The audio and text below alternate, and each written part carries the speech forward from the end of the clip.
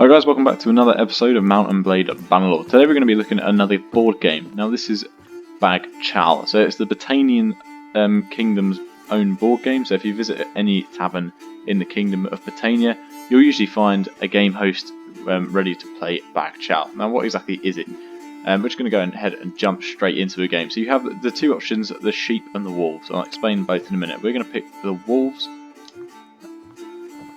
So you have 20 sheep, I believe. Yeah, 20 sheep, and you have 4 wolves. So the sheep can't move until every single one of these has been placed on the board. Now once every single checker is on the board, there will only be one open space. The wolves have to capture the sheep, and the only way to do this is to move your checker across. So if he was here and I moved him here, I'd capture that piece and take him off the board. Now we win if we capture 5 sheep.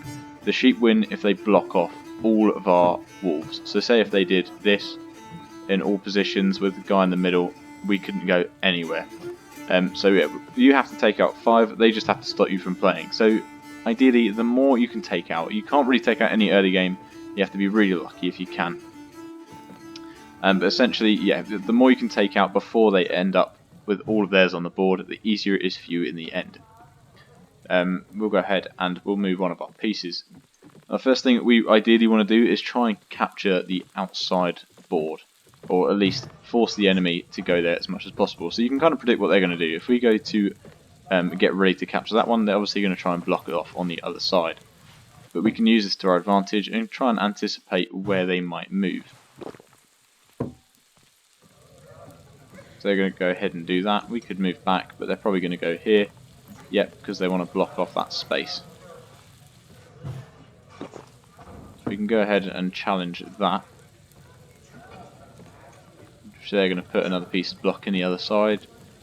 We're going to put a piece there. They haven't noticed that we're trying to capture there, so we can go ahead and take that one out using the corner. They're going to do the same there. Unfortunately, we can take this guy out there as well, because that's what we were originally going to do.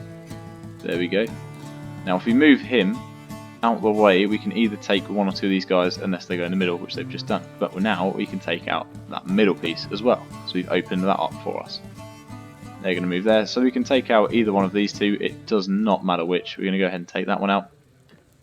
All we need to do now is take 1 more piece out. So if we go ahead and move him out of the way. Now if they put a guy in the middle, we get him. If they don't, we get this one.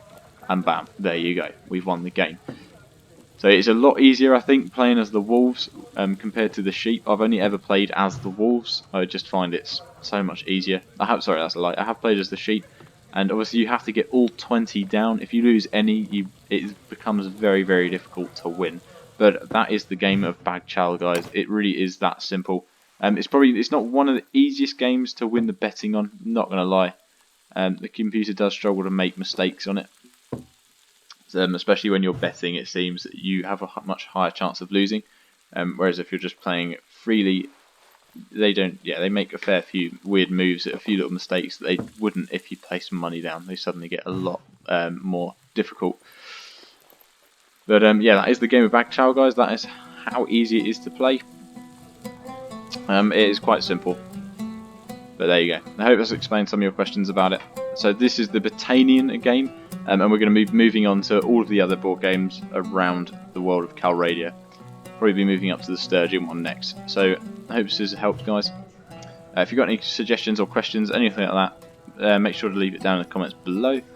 Make sure to go ahead and join the Discord server, which will be in the description as well. You can get at me there, and also make sure you subscribe and hit the bell notification button so you can keep up to date with everything that's going to be coming out.